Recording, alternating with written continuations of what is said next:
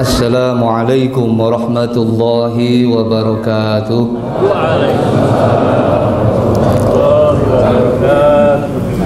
Alhamdulillahi rabbil alamin wa bihi nasta'in wa ala umuri dunya waddin wa ala alihi wa ashabihi ajma'in. Allahumma salli wa sallim ala sayyidina Muhammadin wa ala alihi wa ashabihi ajma'in, amma ba'd. Ilahi anta maqsudi wa ridhaka matlubi, a'tini mahabbataka wa ma'rifatak. Al-Mukarramin, para ikhwan Thariqah Qadiriyah Naqsyabandiyah Pondok Pesantren Suryalaya yang dimuliakan Allah. Pertama dan yang paling utama, mari kita panjatkan puji dan syukur kehadirat Allah Subhanahu wa taala atas perkenan kudrah iradah Allah. Pada saat ini kita semua bisa bersama-sama mengikuti khidmah amaliyah manaqib Syekh Abdul Qadir Jilani Qaddasallahu sirrah.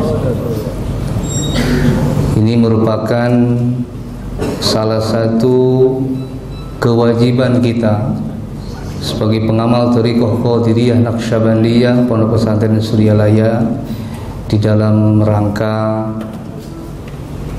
meningkatkan, mengupayakan diri agar diri sampai wusul ilallah melalui bimbingan mursyid Hadratul Syekh Pengasabah Syekh Ahmad Sahibul Wafata Ajul Arifin radhiyallahu anhu.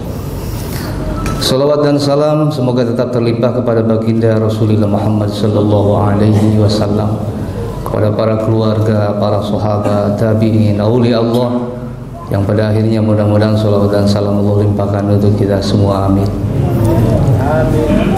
Hadirin, mari kita bersama-sama mengucapkan surah Fatihah, membacakan surah Fatihah khusus untuk guru kita pengersa Abah Syekh Ahmad Sahibul Wafata Ajul Arifin radhiyallahu anhu. Semoga beliau senantiasa dirahmati Allah Subhanahu wa taala. Semoga beliau tetap diberikan kekuatan, kemampuan untuk terus membimbing kita di alamnya, di alam sana. Biurkatimul Quran ala hadhihi niyya al-Fatihah. Bismillahirrahmanirrahim. Alhamdulillahirabbil alamin. Iyyaka na'budu wa iyyaka nasta'in. Ihdinas siratal mustaqim, siratal ladzina an'amta 'alaihim. Dan mari kita doakan semoga Al-Mukarram pengersa pengemban amanah Kiai Haji Zainal Abidin Anwar, semoga beliau senantiasa diberikan kesehatan yang sempurna lahir dan batin. Semoga beliau senantiasa diberikan kemampuan untuk senantiasa melestarikan ajaran Thariqah Qadiriyah Naqsyabandiyah Pondok Pesantren Suryalaya bersama-sama dengan Ahlul Bait, bersama-sama dengan para wakil talqin, bersama-sama dengan pengurus Yayasan Serba Bakti Pondok Pesantren Suryalaya dimanapun berada, para mubaligh, para sesepuh, pemangku manaqib, dan seluruh ikhwan. Bibarakatil Quran ala hadhihi niyah al-Fatihah. Bismillahirrahmanirrahim. Alhamdulillahi rabbil alamin. Iyyaka na'budu wa iyyaka nasta'in. Ihdinas siratal mustaqim, siratal ladzina. Dan semoga keberkahan senantiasa menyertai Ahlul Bait, wabil khusus pengersa Al-Mukarramah Umi Hajah Yoyo dan para putra, mantu, cucu, cicit dari guru agung pengersa Abah sepuh, pengersa Abah Anam. Biqadri ala hadhihi niyah al-Fatihah. A'udzu billahi minasyaitonir rajim. Bismillahirrahmanirrahim. Alhamdulillahi rabbil alamin. Arrahmanir rahim. Maliki yaumiddin. Iyyaka na'budu wa iyyaka nasta'in. Ihdinas siratal mustaqim, siratal ladzina an'amta 'alaihim ghairil maghdubi 'alaihim waladdallin. Jazakumullahu ahsanal jaza atas doa yang tadi dipimpin oleh Ustadz kita Ustadz Hanzi. Alhamdulillah belum 2 bulan saya kembali dipertemukan dengan jodoh, dan saat ini pun dia menyertai saya hadir ke sini. Untuk itu Mohon berdiri di sana, di bawah, supaya yang lain bisa tahu mana istri saya. Melambai gitu ke kamera. Silahkan bisa melambai. Nah itu ya, itu istri saya, alhamdulillah. Jadi kalau secara ada nilai atau penilaian secara dari sisi sosial, sepertinya saya tega terhadap almarhumah karena belum 100 hari sebetulnya saya melaksanakan akad nikah. Seorang kepala KUA mendapatkan jodoh, dipandu oleh kepala KUA, sehingga kepala KUA menikahkan kepala KUA jadinya kemarin itu.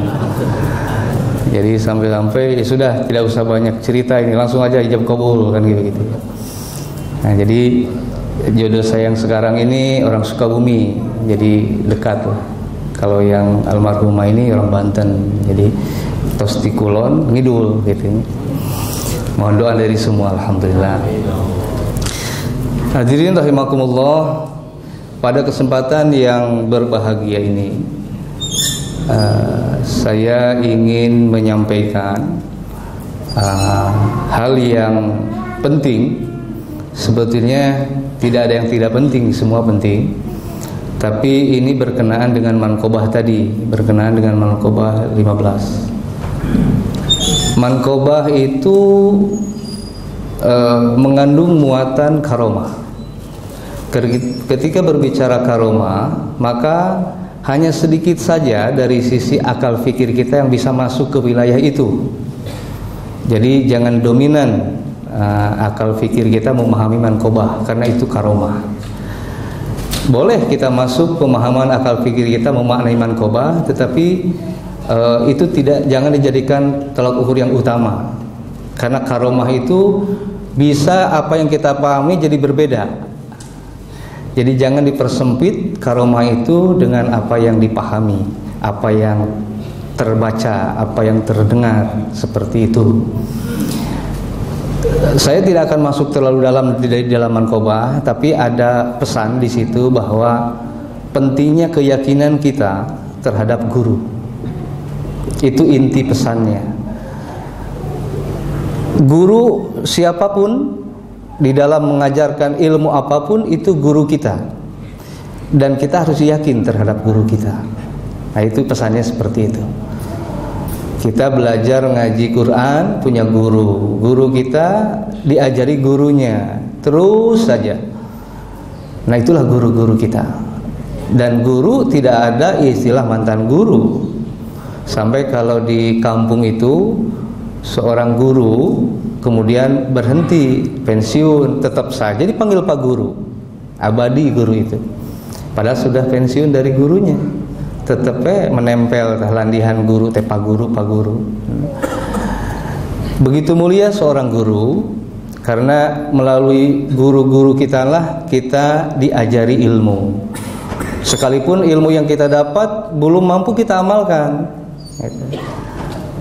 Nah, dan inilah ketika kita menghormati guru, ketika kita yakin terhadap guru, maka itu akan mempermudah proses pencapaian.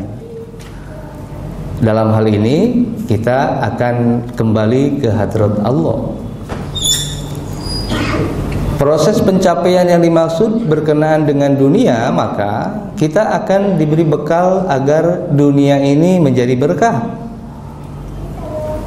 Dengan ilmu maka apa yang kita lakukan tidak tersesat. Dengan ilmu maka apa yang kita lakukan menjadi benar, tidak salah, tidak keliru. Agar ilmu menjadi berkah, apa yang kita dapat dari guru, maka yakinkan diri ini, yakinkan terhadap guru. Nah itulah pesan dari manqobah tadi. Sehingga dengan keyakinan yang penuh, seorang ibu tadi dengan penuh keyakinan itu bukan menduakan Allah di situ, ibu itu, tapi karena yakinnya terhadap gurunya, yaitu Tuan Syekh. Maka Tuan Syekh lah yang menyampaikan pesan ibu kepada Allah. Sekalipun di dalam kisahnya tadi sepertinya seperti tidak mujarob kan gitunya, tekdung gitu. Padahal Syekh Abdul Qadir itu sultan aulia. Nah, di situ juga ada pesan bahwa ada proses yang harus dilalui. Jadi ada hal yang memang instan, tapi ada juga yang melalui proses. Dan proses tadi yang disampaikan pesannya itu juga di dalam rangka menguji muridnya tentang keyakinan terhadap gurunya. Jadi banyak hal sebetulnya di situ. Yakin terhadap guru, tapi juga diuji dengan proses. Apakah keyakinan tadi lalu melemah atau tetap yakin? Ternyata si ibu tadi tetap yakin, tidak putus asa. Nah, disitulah. Jadi di situ yang harus kita camkan adalah kita ini ada di dalam wilayah proses. Jadi jangan berbicara hasilnya. Si ibu tadi hasilnya pengen anaknya kembali dihidupkan, itu hasil. Tapi ternyata dibuat proses itu, bahwa artinya bahwa jangan berbicara hasil. Hasilnya terserah Allah. Jadi ada proses yang harus dilalui di situ. Jadi ada hal yang nantinya secara instan, tapi juga ada hal yang harus melalui proses. Tetapi itu semua tidak melemahkan keyakinan kita terhadap guru kita. Nah, gitu ya. Nah, jadi kita setelah banyak menerima ilmu dari guru-guru kita, nah maka yakinkan tentang apa yang kita dapat dari guru itu. Keyakinan terhadap guru itu akan membawa keberkahan kita. Saya pernah menyampaikan bahwa sesungguhnya dalam hakikat pencapaian kita wusul ilallah, pencapaian kita kepada keberkahan Allah itu hanya sedikit saja dari apa yang kita lakukan sebetulnya. Yang lebih dominan itu adalah guru kita. Guru kita juga oleh gurunya terus saja tersambungkan, maka silsilah itu jangan terputus sampai ke Rasulullah Muhammad SAW. Ketika terputus saja maka menjadi tersesat jadinya. Maka itu pun menjadi salah satu kriteria tentang thariqah mu'tabarah. Tidak boleh ada keterputusan di dalam sanad. Dalam hadis saja ketika terputus rawinya, kan, periwayatnya, maka menjadi maudhu, jadi terputus ininya, tidak tersambungkan kepada Rasul. Jadi kalau di dalam ada tayangan stasiun televisi itu menayangkan dulu kata berkait apa itu, ya kan, dari pertama sempurna, yang kedua, yang pertama nangkapnya masih sempurna, sudah mulai kedua sudah ada yang terpotong, ada kata yang hilang, sampai ke ujungnya malah jadi salah, kacau itu. Jadi ya, nah maka tidak cukup juga tersambungkan sanad itu, tapi juga harus dilihat siapa penyambung ini. Kalau yang menyambungkannya pelupa, gitu. Kalau yang menyambungkannya juga pendusta, gitu ya. Jadi tidak cukup ketersambungan itu ada, tetapi juga ketersambungannya benar-benar orang-orang pilihan, gitu ya. Nah maka keyakinan itu harus ada. Sebab tanpa keyakinan maka akan hilang keberkahan. Nah sekarang pertanyakan pada diri kita, bagi kita yang sudah mendapatkan ijazah dzikir melalui wakil talqin. Jadi yang mengijazah itu bukan wakil talqin, tapi melalui wakil talqin. Ijazah itu haknya mursyid, talqin itu haknya mursyid. Wakil talqin hanya penyambung lidah, hanya penyampai amanah. Ya, jadi bagi kita yang sudah melakukan ijazah melalui wakil talqin atau langsung oleh secara zahirnya dulu dengan guru kita pengersa apa, nah maka apa kita yakin tentang guru kita? Tanyakan kepada diri kita, seberapa kuat keyakinan kita terhadap mursyid? Apa yang kita buktikan dari keyakinan itu? Karena keyakinan harus dibuktikan. Apa hanya yakin bahwa guru kita ini mursyid, bahwa guru kita ini wali, bahwa guru kita ini sultan misal. Kita yakin seperti itu, tapi keyakinan itu harus dibuktikan, artinya harus diwujudkan, diaplikasikan keyakinan kita. Nah, tinggal apakah kita sudah mengamalkan sesuai tuntunannya atau belum. Kalau belum, nah berarti masih abu-abu keyakinannya. Bulatkah keyakinan kita terhadap mursyid? Seberapa bulat juga kita pengamalannya? Seberapa banyak juga kita telah mengamalkan tuntunannya? Kalau kita hanya cukup dengan yang minimal, gitu ya. Guru bijaksana, dzikir jahar itu boleh 3 kali kalau sibuk, kan begitu. Karena ada kebijakan itu, maka lalu selalu sibuk jadinya. Zuhur sibuk karena kerja inilah zuhur. Padahal sebetulnya masih bisa dipaksa itu 165 masih keburu kan. Tapi karena masih kerja perlu ngobrol dulu, ngopi dulu kan begitu. Jadi sibuklah ceritanya 3 kali. Asar gitu juga. Waduh, ada jajanan lewat ini. Kayak itu kalau di 165 kelewat nggak kebagian ini. Nah, sibuk jadi sibuk lagi itu. Maghrib terus gitu ya. Nah, kalau kita masih karena ada kebijakan lalu kita manfaatkan tapi karena nafsu, nah berarti keyakinan kita sebetulnya di situ belum bulat terhadap mursyid. Lalu khataman.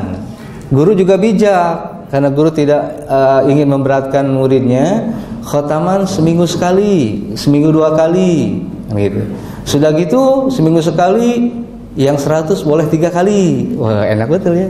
Ada bijaknya ini guru. Ya sudah, guru kan boleh 3 kali nih. Hasbunallah 3 kali, itu kan Limal Maula 3 kali. Ya Latif parahnya 3 kali lagi. Tapi nggak ada ya kalau ya Latif 3 kali ya.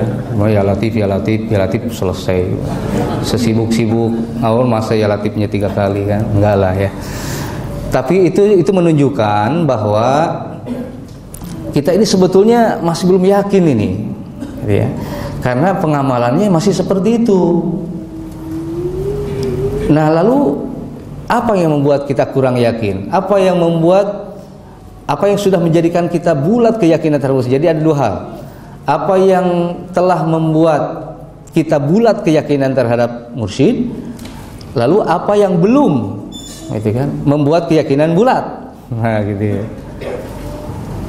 Bapak Ibu bisa menjawab begini, saya yakin kepada mursyid karena saya pernah ditunjukkan oleh mursyid, saya pernah. Nah, pasti berbicaranya apa yang dialami, lalu yakin. Pernah saya di jalan tol ada macam-macam gitu ya, kecelakaan beruntun, tapi saya tiba-tiba saya langsung ingat ke Abah, sampai saya selamat. Wah, gitu kan, ada pengalaman. Tapi yang belum ada pengalaman, ya kadang-kadang keyakinannya ya begitu. Pernah saya mimpi macam-macam. Biasanya berkenaan dengan apa yang dialami, apa yang dirasakan, lalu lahirlah kebulatan di dalam keyakinan. Nah, dia seperti itu. Nah, yang belum yakin, misalkan karena belum ada pengalaman, baik itu pengalaman yang secara ruhiyah atau pengalaman apa yang dialami di alam nyata. Misalkan di dalam usaha lalu diberikan kelancaran usaha dan harta penghasilan yang melimpah dengan cara kita berobitoh, bertawasul kepada mursyid misalnya. Nah, jadi seperti itu ya. Nah, hubungan kepada manqobah yang 15 tadi itu betul-betul keyakinan yang penuh. Artinya dirinya sudah tidak ada lagi di situ. Maka ada istilah fana fi syai'. Kita mendiadakan diri, menghancurkan diri kita, aku kita, yang ada adalah guru, yang ada adalah mursyid. Nah, si ibu itu dalam posisi itu. Si ibu tadi itu, dia yang ada hanya Tuan Syekh, yang ada Tuan Syekh. Dalam manqobah yang lain pun ada juga yang seperti itu. Tahunya hanya Tuhan saya saja. Sehingga ditanya Munkar wa Nakir, dijawabnya Syaikh Qadir saja terus. Akhirnya beliaulah yang mempertanggungjawabkan. Seperti kalau di kitab bawa ke alam fikir, ini Tuhan saya ini siapa sebetulnya? Kok sampai segitunya? Seperti melebihi Nabi, seperti gitu ya. Nah hadirin, ketika sudah Allah yang berkehendak, siapapun gitu ya, apapun bisa Allah lakukan gitu ya. Nah jadi kembali kepada Allah, semua kepada Allah. Tapi Allah juga mengikuti keyakinan kita, prasangka kita. Kalau tadi kita yakin kepada guru kita adalah kekasih Allah, maka sah saja. Bukan dalam arti musyrik di situ bahwa Tuhan saya lah yang menghidupkan, tapi Tuhan saya yang menghantarkan, itu seperti itu. Nah lalu bagaimana cara kita mempunyai keyakinan yang penuh kepada mursyid kita? Bagi yang sudah berkeyakinan perlu tinggal ditingkatkan saja keyakinannya. Soalnya rentan ini ketika guru kita sudah tidak bersama kita ini secara zahir, wafat. Ini rentan ini masalah keyakinan ini. Jadi betul-betul diuji. Dulu saja beliau masih ada bersama kita secara zahir. Kita masih ya seperti kadang-kadang, bukan kadang-kadang, seringnya memang seperti kita hanya mengambil keuntungan saja sesaat kepada mursyid. Misalkan begini, saya ada hajat ini, lalu saya datang menghadap ke pengersa Abah, lalu Abah doakan, lalu sukseslah, berhasillah, tercapailah. Lalu sudah tercapai, enggak kembali lagi ke menghadap lagi. Nanti tidak ada lagi hajat atau ada ujian, datang lagi mintakan doa. Jadi karena ada keperluan saja. Jadi kalau seperti itu sebetulnya perlu diragukan. Kalau hanya seperti itu. Nah, tetapi kalau sudah bahwa mau ada hajat atau tidak, lalu ada ujian, cobaan atau tidak, kita tetap menghadap beliau, silaturahim, ziarah, mohon doa. Ininya sama gitu perilakunya. Tidak hanya pada saat tertentu saja. Nah, begitupun kita kepada Allah, apalagi kepada Allah. Jadi seringkali kita melakukan aktivitas ibadah yang sedikit saja rajin, ada maunya. Yang tidak bisa biasa tahajud lalu tahajud, tumben, nah gitu ya. Nah pasti ada maunya. Setelah maunya itu ada, tidak mau tahajud lagi, sampai karena ada hajat sampai dipasangkan alarm itu, karena harus tahajud ini, mohon doa nanti di tahajud, sampai nggak bangun, dimarahin istri itu. Kenapa nggak bangunin? Kalau saya pengen tahajud, pengen doa di situ. Nah, gitu ya. Tapi udah selesai, ketika bunyi beker malah dimarahin istri. Kenapa dibunyiin alarm? Nah, kebalikannya. Jadi itulah manusia. Jadi penuh dengan intrik nafsu. Nah, jadi hadirin, untuk membangkitkan tentang keyakinan terhadap musik, karena ini penting, sangat penting. Karena yakinlah, saya meyakini bahwa sampainya kita ke hadrat Allah itu bukan oleh apa yang kita lakukan, bukan apa yang kita amalkan, tapi karena itu keberkahan guru, karena itu adalah bimbingan guru, karena itu adalah karomahnya Tuhan saya, karena itu adalah syafaat Rasul, karena itu Rahman Rahim Allah. Semua seperti itu. Ketika Allah berkehendak dengan Rahman Rahim, orang yang kita hinakan bisa mulia, orang yang kita anggap sesat bisa jadi mulia. Kalau Allah sudah berkehendak. Jadi semua kembali kepada itu semua. Jadi bukan apa yang kita lakukan, maka kita hanya ikut saja apa yang sudah guru ajarkan. Sudah sangat mudah. Jadi apa yang sudah diberikan kemudahan lalu kita persulit. Nah, ini dia nih. Jangan sesuatu yang sudah diajarkan mudah lalu kita buat persulit. Jadi amalkan apa yang sudah guru kita tuntunkan dengan penuh mujahadah, kesungguhan, sungguh-sungguh, sebagaimana tanbih mengajarkan kita. Amalkan kalau nyanya, itu artinya amalkan dengan sesungguhnya. Berbicara dengan amal sesungguhnya, maka taikan derajat ininya. Kalau selama ini kita lakukan zikir 165, khataman seminggu sekali, seminggu 2 kali, manakib sebulan sekali, itu kewajiban sebagai pengamal TKN Pondok Pesantren Suryalaya, maka naikkan sekarang. Jadi jangan ada di kewajiban, tapi masukkan kepada kebutuhan. Sebab wajib dengan butuh itu beda. Bapak ibu yang mules pengen buang air, itu dengan cara apapun pasti nyari toilet itu. Pasti. Mau di jalan tol kita, mau di mana, sampai nggak ketemu. Kalau laki-laki mau pipis sembarang akhirnya. Kan gitu. Itu karena butuh. Kalau wajib itu selesai dilakukan, sudah selesai kewajibannya. Tapi kalau sudah butuh, selesai dilakukan, dia nagih terus, nagih lagi, pengen lagi, mau lagi. Nah, itu butuh. Nah, kalau sudah pada kebutuhan, nah maka sesungguhnya kita sedang ditaikan derajatnya, makomnya oleh guru. Karena semua tidak lepas dari bimbingan guru kita, hadirin. Jadi dengan caranya beliau di barzah, beliau terus membimbing kita. Karena aulia Allah itu bal ahya, mereka hidup di alamnya, membimbing kita. Masalahnya kita tidak merasakannya. Ada yang merasakan, dirasakan atau tidak dirasakan bimbingan beliau, yakinkan bahwa beliau terus membimbing kita. Dengan keyakinan itu, maka beliau terus membimbing kita. Jadi jangan dituntut harus dirasakan bimbingannya. Karena dirasakan lalu saya sudah mata bimbingan. Tidak dirasakan, saya kok nggak dapat bimbingan. Nah, jangan seperti itu.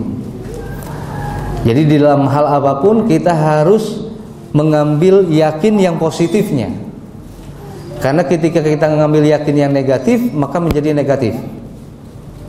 Jadi kalau kita merasa tidak dibimbing guru, lalu yakin tidak dapat bimbingan karena memang tidak dirasakan, maka yakinlah tidak dapat bimbingan, gitu. Rugi jadinya. Ya.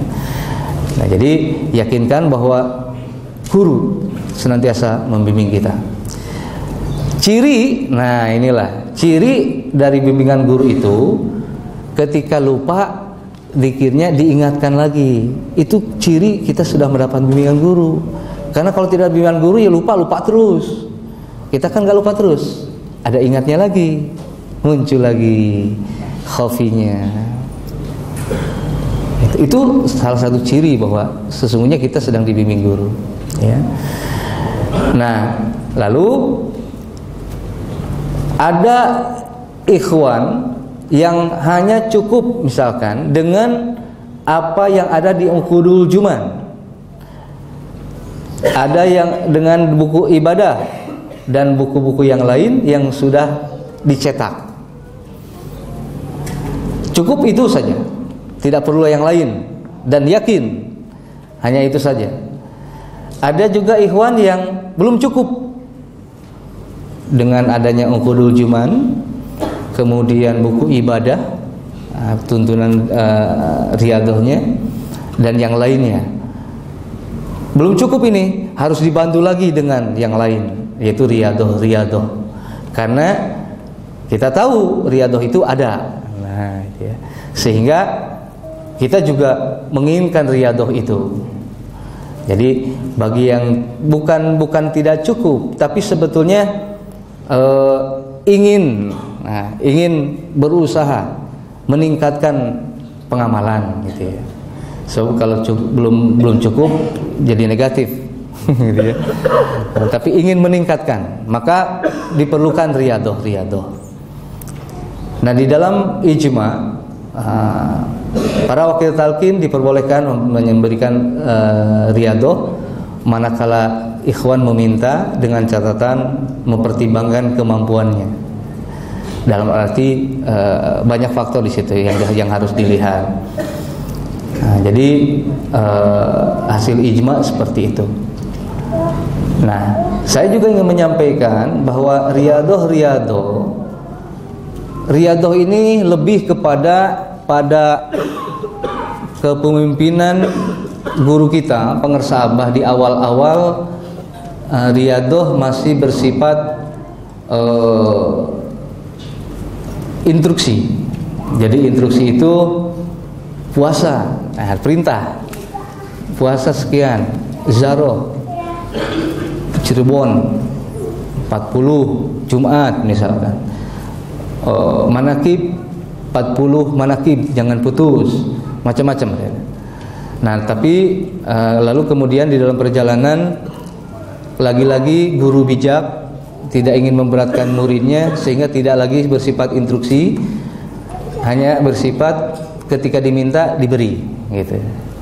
Jadi kalau tidak diminta ya tidak diberi, karena intinya ya sudah diberikan, yaitu zikir jahar, zikir khafi, khotaman, manakib, itu inti. Jadi tinggal amalkan saja intinya dengan penuh keyakinan, insya Allah. Tapi bagi sebagian, pengen juga mencoba merasakan, gitu kan, yang dulu pernah dilakukan oleh orang-orang tua sepuh-sepuh kita juga pengen merasakan riyadohnya, seperti itu ya. Jadi jangan karena ketika kita ingin riyadoh lalu ada tujuan lain. Nah, ini juga yang seringkali menjebak. Kita pengen riyadoh ini dan itunya karena sesuatu. Itu. Nah, kalau itu dilakukan maka itu akan menjebak. Tapi kalau kita melakukannya semata-mata karena ini dilakukan oleh guru, karena ini dilakukan oleh tokoh-tokoh pejuang thariqah kita dulu, lalu kita juga ingin merasakan, gitu kan, nikmatnya dalam riyadoh, gitu kan. Nah, insya Allah kalau seperti itu. Tapi kalau tujuan riyadohnya karena macam-macam, seperti pernah saya sampaikan di majelis ini juga beberapa waktu yang lalu, saya saja anaknya nggak diberi kalau nggak diminta, gitu ya. Si Asep lamun diminta dibikin cenah kabeh riyadoh, cek almarhum, kata almarhum rahayang riyadoh naon oge gitu. Padahal kalau saja saya dulu kabitaan apa tuh kabitaan, ya kepengenan gitu ya. Wah, pasti itu harus saya dapat kuasai semua, itu saya lakukan semua. Karena riyadohnya almarhum di Cianjur sama juga riyadohnya guru kita. Karena tidak pernah terlewat masa muda, masa ininya dengan guru kita almarhum itu. Daripada saya langsung ke pengersa Abah, malu. Aku ke bapak saya, enggak begitu tuh dulu itu. Wah, mumpung bapak sorangan dia. Gitu. Padahal saya dulu sering kali kalau ada tamu ke sana mau riyadoh, Teang si Asep, saya yang dipanggil karena saya yang di situ kan. Akhirnya nih tulisin gitu ya. Bukunya kecil tapi isinya dahsyat gitu. Saya baca, akhirnya saya baca yang lain. Saya waktu itu berani juga baca yang lain. Wah, ada tapi nggak sama sekali nggak terpancing, nggak pengen gitu. Tapi hanya karena ayeuna. Kenapa dulu nggak pengen? Jadi ternyata macam-macam riyadoh itu luar biasa. Tetapi riyadoh ini kan lebih kepada bersifat khususiyah. Jadi kalau berbicara apa saja sih riyadoh TKN itu, riyadoh di TKN Sulal itu apa saja, maka bisa dijawab riyadoh di TKN itu yang sudah ada dalam buku itu, buku ibadah.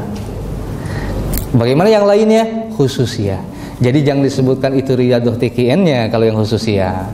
Karena kalau riyadhah TKN maka semua harus mengamalkan. Kalau itu disebut riyadhah TKN, jadi TKN Suryalaya, maka semua kita harus juga mengamalkan itu. Gitu. Tapi yang sudah tercantum dalam buku yang sudah ada seperti buku ibadah, nah itulah riyadhahnya. Dan memang itu riyadhah yang dasar. Bagaimana kita bisa melakukan riyadhah yang lain kalau riyadhah yang dasar belum dilakukan? Riyadhah intinya itu. Gitu. Jadi baru di situ menginjak kepada yang lain. Nah, karena riyadhah bersifat khususiyah, maka jangan dimasukkan ke wilayah umum. Jadi begini, kalau misalkan di sini Pak Kiai Wahfi mengajarkan riyadhah seperti apa, maka khususiyah Pak Kiai Wahfi. Jangan dibuat seperti ini kalau yang khususiyah itu. Loh, kok Kiai Wahfi begini ya? Kok di sana enggak? Nah, hati-hati, jangan seperti itu. Itu khususiyah beliau. Khususiyah di Cianjur ada, khususiyah di Sukabumi ada. Itu khususiyah. Jadi kalau khususiyah ya khusus, namanya juga khusus. Jadi setiap wakil talqin diberikan khususiyah-khususiyahnya, sama juga para mubalik seperti itu. Jadi jangan lalu jadi ketika ada perbedaan, loh kok ini begini ya, kok ini begini nih, lalu muncullah pandangan yang salah tentang itu. Nah itu hati-hati, disitulah ujiannya. Jadi jangan dibuat nahaki itu lalu akhirnya berimbas kepada mursyid. Nah ini hati-hati gitu. Jadi itulah tadi ada khususiyahnya gitu. Termasuk ada khususiyah wilayah gitu. Misalnya pengurus yayasan khusus Jakarta seperti tadi ada BMT-nya. Nah, itu khususiyah Jakarta kan gitu ya. Jadi tidak ada di tempat lain. Nah, maka bersyukur ini Jakarta ada punya BMT-nya gitu ya, yayasan ininya luar biasa. Nah, kemudian juga ada Khalwat 40, itu khususiyah beliau Pak Kiai Wahfi. Ikuti. Untung itu kita dapat riyadhah itu ya. Di Cianjur belum ada riyadhah itu. Cuma di Cianjur ada khalwat. Maksudnya khalwat ininya ada, tetapi itu harus kalau mau misalkan harus ke Wahaji AA karena beliau yang megang kuncinya, yang ada di kamar masjid itu sebelah kiri, itu ruang khalwatnya. Nah itu saya masih ingat almarhum Pak Kiai Jejen Nagrog Sukabumi itu pernah, tapi sebentar, pernah dimasukkan almarhum ke ruang khalwat itu, beliau tidak lama. Biasanya kalau masuk ke situ sehari semalam lah paling minimal. Tapi beliau pakai jajan hanya paling berapa menit itu. Ya. Ada yang 3 hari 3 malam, ada yang 7 hari 7 malam masuk khalwat. Nah, dan itu dulu itu memang tidak ada yang diminta dikasihkan, tapi ada juga yang beberapa kali minta belum juga dikasihkan. Jadi riyadhah itu bagaimana ya? Jadi tidak bisa diukur, ada kriteria pengen riyadhah ini tuh harus gimana sih misalkan. Sebab setiap kita beda-beda. Ada yang sebenarnya ada tujuan, dia pengen riyadhah, tujuannya beda, tapi dikasih sama. Tapi juga ada tujuannya sama, dikasihnya berbeda. Jadi memang seperti itu, unik dalam riyadhah itu. Nah jadi juga itu jangan karena loh kok saya dikasihnya ini ya, saya itu dikasihnya ini tapi kok nggak begini ke bawahnya, misal gitu. Misalkan dikasih riyadhah aurad, yang kita ini sudah dapat ini aurad itu, lalu aurad itu juga teman kita dapat, tapi ada beda. Jadi mestinya dari A ke B, ini kok loncat ke C. Nah bisa begitu riyadhah itu, bentuk riyadhah itu. Namanya sama, misalkan Syaifi Bal'am atau Syaifi Jin atau Syaifi Iblis, ini bacaannya, tapi kok diberikan kepada yang lain padahal Saipinya sama, Saipi jinnya sama namanya, tapi kok beda ya, kalimatnya ada yang beda. Nah, bisa begitu. Jadi tidak mesti harus ini tuh sama seperti ini. Nah, itulah yang dimaksud bahwa disesuaikan dengan penerimaan ininya, kemampuan rohaninya, penerimaannya. Seperti ya muhilal muskilat dulu masuk di khotaman, sekarang tidak. Gitu. Nah, lalu karena dulu pernah masuk di khotaman, jangan coba-coba sekarang masukkan di khotaman, sekalipun dulu pernah masuk. Jadi jangan loncat ke belakang, loncatannya misal gini. Ya muhilal muskilat itu masuk Pak di Abas Sepuh masuk. Ada ya muhilal muskilat khotaman itu. Kalau tidak salah penempatannya setelah ya kafiyal muhimmat apa sebelum ya kafiyal muhimmat itu. Ya muhilal muskilat. Nah, lalu akhirnya tidak dimasukkan di kepemimpinan mursyid pengersa Abah Ano. Ada rahasianya memang. Nah, lalu kita tahu sejarah itu. Lalu kita coba-coba nih sekarang, karena dulu Abah Sepuh masuk yang ilmu muskilat, wah saya masukkan sekarang di khotaman sekarang. Hati-hati jangan coba-coba. Ya. Jadi ada rahasia kenapa yang muhilal muskilat tidak masuk di khotaman itu, karena memang itu mengandung karomahnya yang luar biasa, sehingga dikhawatirkan nanti fitnah. Gitu ya. Itu rahasianya ke sana. Maka itu masukkan di riyadhah khusus. Jadi tidak dimasukkan ke Qudul Juman di khotaman, masuk pada riyadhah khusus nantinya ya muhilal muskilat itu. Nah, kemudian bentuknya, lalu jangan juga kok saya bareng saya ditambah puasa ya riyadhah ini itu, kok saya enggak, lalu saya juga puasa ini tapi puasanya enggak makan nasi, kok saya puasanya enggak minum, padahal bacaannya sama. Jadi banyak hal hadirin dalam riyadhah itu. Jadi yang penting di dalam hal khusus riyadhah jangan ada sangka-sangka yang negatif.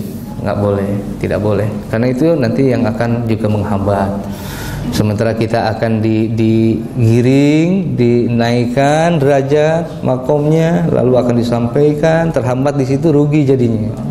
Kita sudah istilahnya capek puasa, nahan gak tidur, ada yang disebut mati geni, capek puasa tidur, akhirnya wah gagal.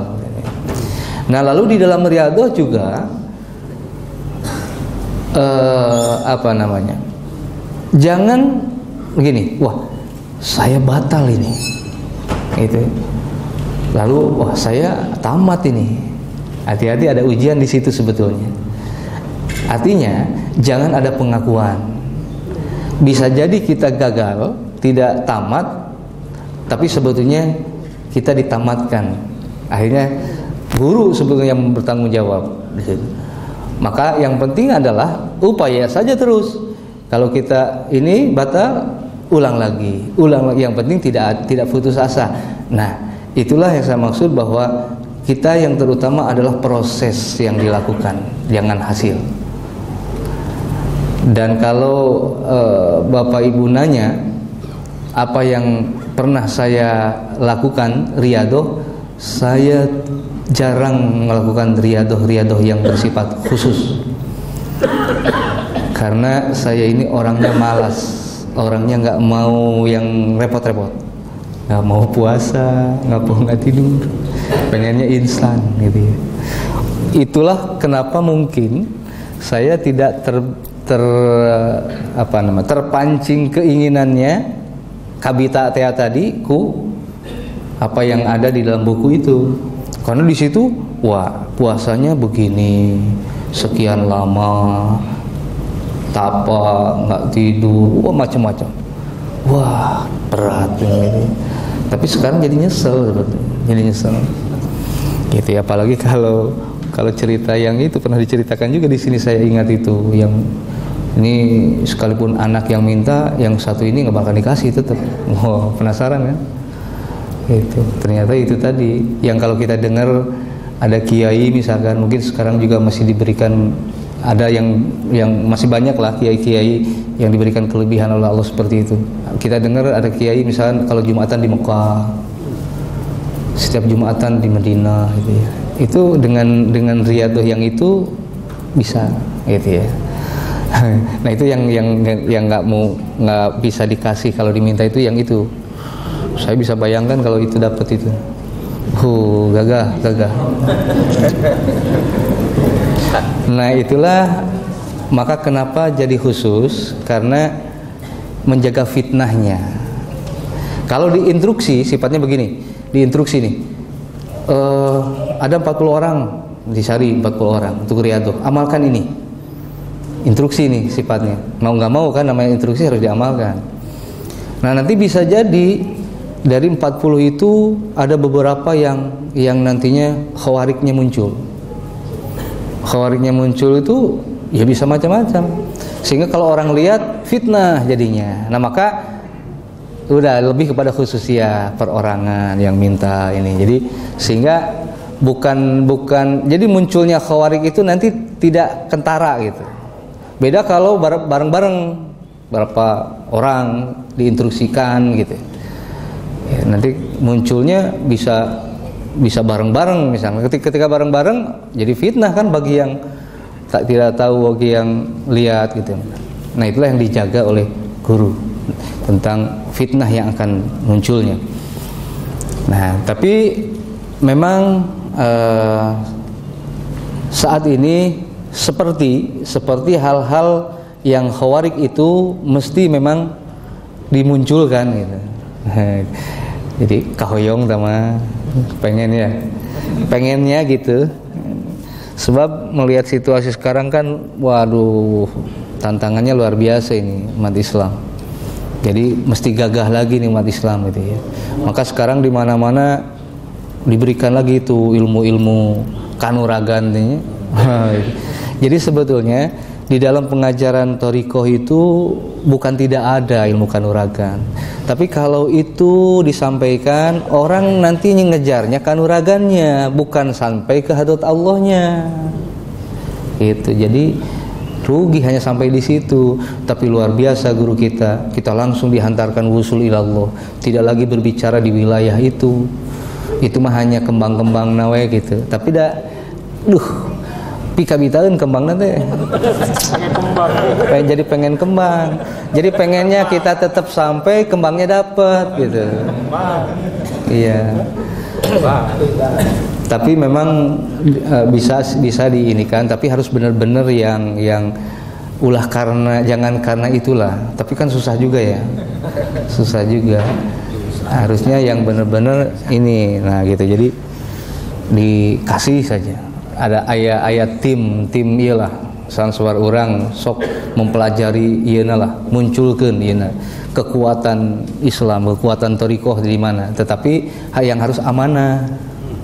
Cuma susah yang jadi amanah. Ketika ini tetap aja dorongannya, wah gagah ya, pengen pamer ya. Minimal ngetes lah ke ikhwan kan gitu. Pasti teh. Pasti ngetes ke ikhwan. Atau ngetes ke istri misalkan ya. Mah izin 5 menit mau ke warung. Sudah ada di mana? Gimana sih film gitu. Jadi lihat film Saur Sepuh atau apa sih dulu ya, ada Angling Dharma yang begitu. Itu memang ada ilmu itu. Seperti si Sukmana keluar ya. Ada itu di dalam thariqah itu, ada itu. Guru kita itu ada itu ilmu kayak seperti itu. Wah, dibuka seperti ini kayaknya nih mau ngejar ini. Ke siapa ini mintanya ini gitu ya. Nanti bilang ke Pak Kiai Wafi deh mintanya. Warbil penduta. Ngejar ini ya. Gitu ya. Nah, jadi gini. Maka sering-sering jangan cukup dengan robito, tapi secara fisik pun sering ziarah ke beliau, ke Pengar Sabah, insyaallah. Dan kalau ke sana gitu, apa namanya, yang pertama jangan langsung kita ziarah ke makamnya, ke makbaro, ketemu dulu ahlul baitnya, siapa saja yang ditemui, lalu izin mau ziarah, itu adabnya. Jadi jangan nyelonong lah, gitu ya. Ada adab yang dilakukan. Nah lalu ziarah lah. Nah pada saat ziarah di makbaro itu juga apa namanya, betul-betul bahwa kita ini di hadapan guru gitu. Jadi robitoh yang dari sini itu langsung dinyatakan di sana gitu. Jadi robitoh itu menjadi hal yang penting untuk supaya bahwa kita ini loh, apa sih kita ini gitu. Kita ini belum, tidak mampu apa-apa, tidak bisa apa-apa, yang bisa guru gitu. Nah itu robitoh seperti itu, leburkan diri yang ada guru, mufanakan diri yang ada guru, itu robitoh itu seperti itu. Nah nanti guru, nanti akan dengan mudah nantinya. Nah maka betul-betul nyatakan robitohnya di sana, di makbaro itu. Nah maka di azam, kalau yang belum pernah misalkan karena mungkin baru ijazahnya, maka kapan waktu ziarah beliau. Jadi nah bagi juga Bapak Ibu yang mau ijazah nanti ini yang baru, langsung di azam kapan ziarah ke beliau Pengurus Abah, guru kita, sampaikan supaya lebih terasah, lebih matang nantinya gitu ya. Nah, jadi jangan cukup dengan kita bertawasul, robito, fatihah, tapi secara fisik ini pun ziarahkan ke sana. Ya.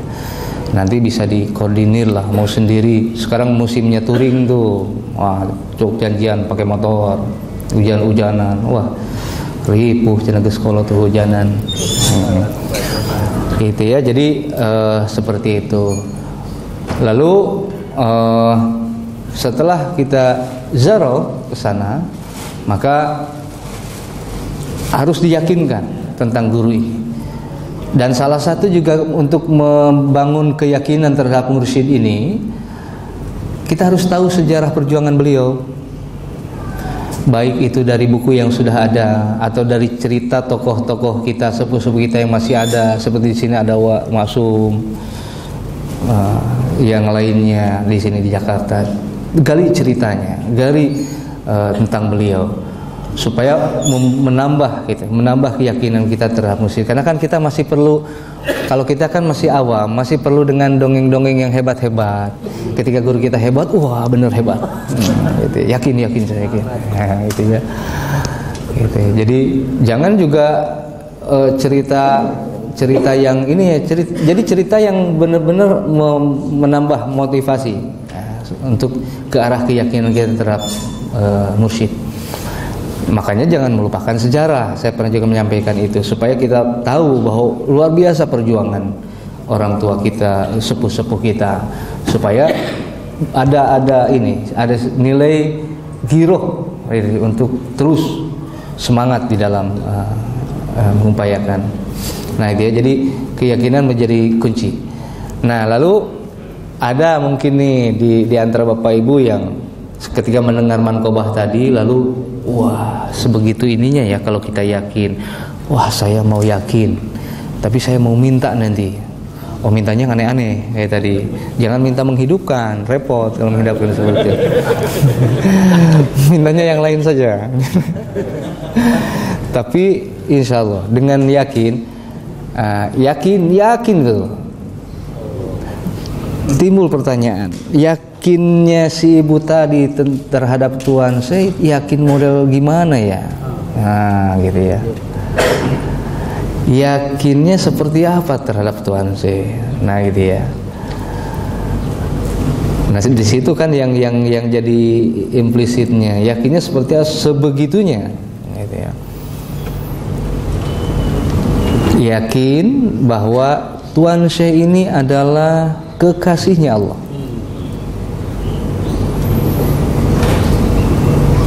Kita tidak mungkin bisa langsung tanpa melalui kekasihnya. Bisa tapi sulit. Kalau kita langsung berarti kita lewati kekasih-kekasihnya. Mending kalau kita bisa menjadi kekasih, kan gitu. Masalahnya begitu. Silakan kita sendiri tanpa melalui. Cuma masalahnya, bisakah kita menjadi kekasih Allah? Kan yang gampang, ya sudah, kita dekati saja yang sudah jadi kekasih Allah, kan jadi mudah. Nah, maka dia nggak perlu lagi langsung, karena memang sulit. Ada kekasih Allah, ya sudah ke situ, sama aja. Melaluinya, wasilahnya, tetap itu sebagai wasilah. Jadi si keyakinan si ibu tadi tidak sampai kepada keyakinan bahwa Tuhan saya yang menghidupkan, tidak. Tetap Allah tapi melalui gitu. Nah, ini yang menjadi musyrik itu kalau berhenti di situ. Jadi seolah-olah Allah jadinya, gitu kan? Tapi tidak seperti itu. Nah, seorang mursyid pun itu sampai bertanggung jawab meluruskan akidah murid. Kalaupun memang si murid sampai kepada akidah yang salah seperti tadi, maka gurulah yang meluruskannya. Karena murid ada di dalam genggaman guru. Oleh karenanya penting seorang guru yang bertanggung jawab. Jangan asal-asalan, gitu. Jadi guru yang benar-benar bertanggung jawab. Nah, guru kita guru yang bertanggung jawab. Jadi benar-benar bertanggung jawab dunia akhirat. Bimbingan beliau itu. Kalau hanya guru sebatas menyampaikan ilmu saja, siapapun bisa. Tinggal kita pelajari ilmunya, kita kuasai, lalu sampaikan. Jadilah kita guru. Bisa kan seperti itu. Tapi bertanggung jawabkah apa yang dia sampaikan? Nah, gitu ya. Jadi bersyukur kita dipertemukan dengan guru kita pengarsa Abah yang beliau dengan kasih sayangnya terus sayang dan terus membimbing kita. Yang pernah mengalami masa hidup beliau bersyukur. Yang tidak sempat karena baru dipertemukan, baru dapat hidayahnya sekarang, baru dapat hidayahnya sekarang, sehingga tidak sempat ketemu secara tauhid dengan beliau, bersyukurlah karena kita masih dipertemukan, kita masih diberikan tuntunan amaliyah Thariqah Qadiriyah Naqsyabandiyah Pondok Pesantren Sulah ini, yang ini akan menghantar kita mendapatkan keberkahan hidup, keselamatan, dan pada akhirnya husnul khotimah. Karena pengertian husnul khotimah itu, kita kan semua khawatir di akhir. Manusia ada nafsu, wajar ada kekhawatiran, ketakutan. Karena kalau tidak ada itu diragukan kemanusiaannya. Gitu ya. Seperti saya khawatir sudah lama nggak dapat jodoh lagi nggak ya, gitu ya. Itu wajar manusia. Sama seperti saya kemarin, ya Allah, saya dapat jodoh lagi nggak ya? Saya bertanya begitu, tapi saya upaya. Ya. Artinya, intinya, ya Allah, saya mau jodoh lagi. Intinya kan begitu.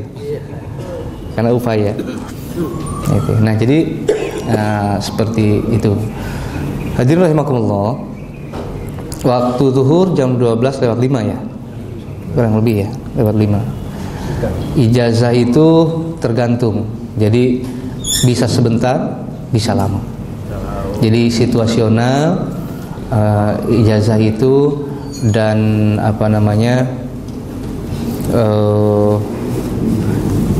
ini yang mau ijazah masih punya wudu ya. Maksudnya supaya tidak terganggu dengan ambil wudu. Jadi kalau belum batal tidak usah diperbaharui lagi wudunya. Kalau belum batal.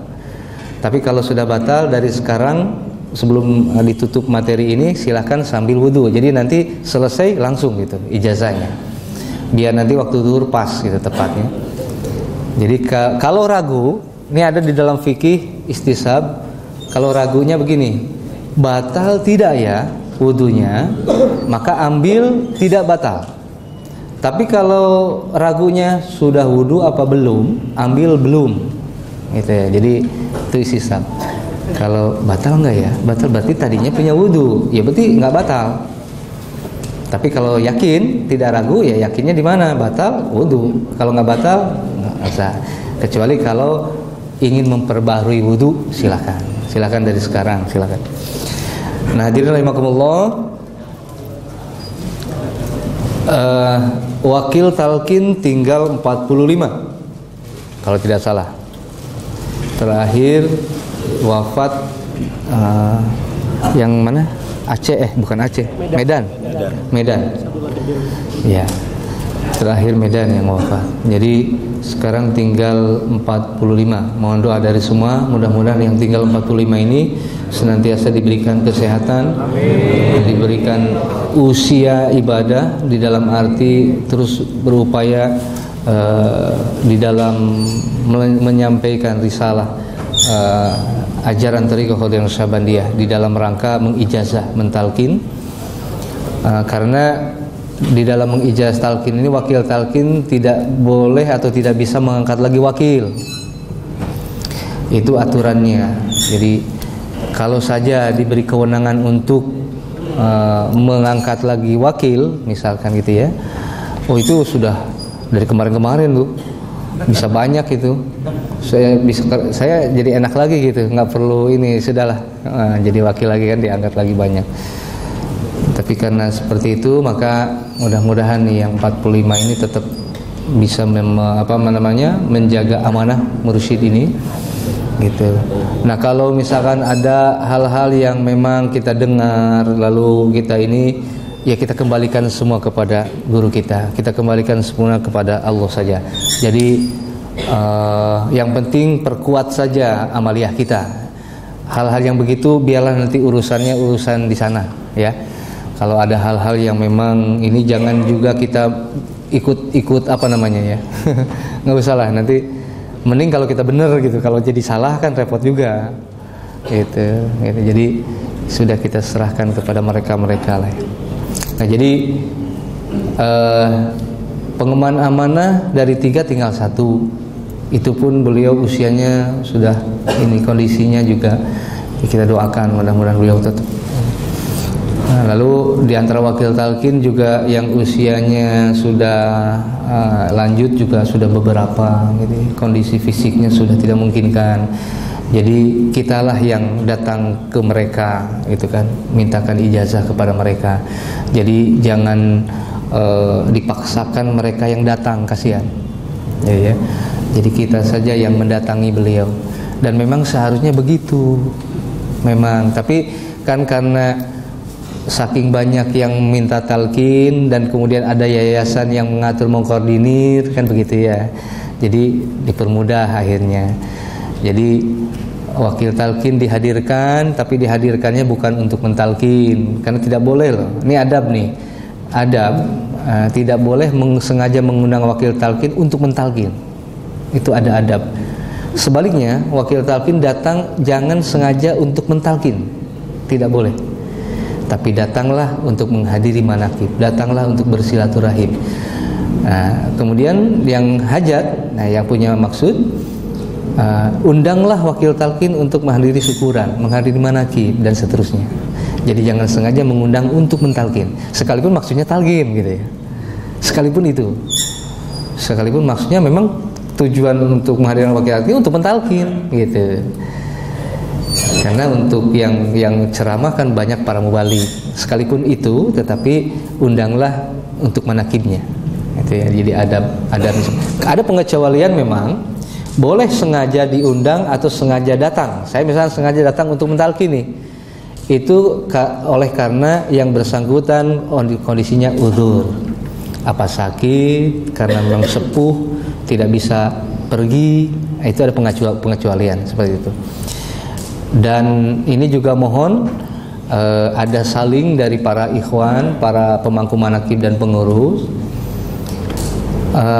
dilihat situasi kondisi wakil talqin. Misalkan begini, kita datang ke tempat wakil talqin, lalu kita tahu kondisinya sedang kurang sehat misal. Nah, maka memang jadi pengurus serba salah kalau jadi pengurus, atau jadi pemangku manaqib nih, kan pengantar orang mau talqin. Ini tujuannya mau talqin, tapi lihat kondisi wakil talqin kurang sehat. Nah, jadi kalau disampaikan maksudnya ini wakil talqinnya lagi kurang sehat. Kalau juga tidak dimaksudkan tujuannya, ntar nggak dapat talqin kan begitu. Jadi saya ada dapat amanah dari almarhum di Cianjur tentang talqin, dan memang luar biasa yang saya dapat instruksinya, doktrinnya. Jadi begini. Jadi waktu tahun 2010 saya bersama kakak yang tertua Wahaji mendapatkan mandat talqin di Istrenan, cek bahasa Sundana. Maka saya langsung dipanggil sama almarhum. Tapi waktu itu tidak berdua sama Wahaji saya sendiri dipanggil. Jadi kata almarhum, sekarang kamu dapat mandat wakil talqin, maka perhatikan, jaga, gitu kan. Kalau katanya ada yang datang mau talqin, menyampaikan maksud talqin, maka jangan dinantikan, kata almarhum. Nanti ya jam sekian. Saya begitu tuh dari almarhum. Sekalipun kamu sedang tidur nyenyak, bangun. Sekalipun sedang sakit masih bisa ngomong, lakukan. Itu ininya dari doktrinnya dari almarhum. Nah, maka yang saya maksud tadi, jadi saling. Kalau lihat kondisinya benar-benar repot, sakitnya jangan dulu disampaikan maksud talqinnya gitu. Nanti saja nih, kalau misalnya masih bisa ditunggu, nanti agak sedikit segar, baru sampaikan. Karena ada doktrin seperti itu, khusus saya nih. Nah, lagi-lagi khususia ya. Lagi-lagi ini khususia saya sampaikan. Karena saya tanya, karena saya pernah beberapa kali melihat almarhum dalam kondisi tuanya. Ini ada tamu datang, talqin kan, talqin. Selesai nih ceritanya. Dari madrasah ke ruang tamu kan ada tangga tuh. Baru masuk mau duduk mau minum, tamu datang lagi. Baru juga duduk, tamunya langsung nyampaikan talqin. Udah almarhum nggak sampai minum tuh, langsung suruh wudu, masuk lagi, talqin lagi. Segitunya nih. Sampai 3 kali waktu itu. Selesai, kalau itu sempat minum dulu, baru ada tamu datang lagi, mau talqin lagi nih. Langsung bolak-balik itu tuh masuk madrasah talqin 3 kali berturut-turut. Sampai segitunya, karena kata almarhum, orang yang datang menyampaikan talqin, maka orang itu mendapat hidayah, taufik dari Allah. Kalau kita tunda sama aja menunda dari Allah. Beraninya kita menunda itu, kan begitu. Nah, itulah seperti itu. Tapi makanya saling lah. Jadi sebab kalau sudah tersampaikan maksudnya secara lisan, mau nggak mau, gitu ya. Seperti itu. Itu lagi-lagi itu khusus ya. Nah, seperti itu. Baik hadirin, ada waktu setengah jam kurang lebih menjelang zuhur. Kita laksanakan ijazahnya sebelum zuhur. Jadi nanti zuhur kita berjamaah bisa langsung praktek zikirnya. Jadi bagi yang baru bisa langsung praktek gitu, zikirnya pada saat habis sholat zuhur. Demikian saja hadirin, mohon maaf. Wassalamualaikum warahmatullahi wabarakatuh.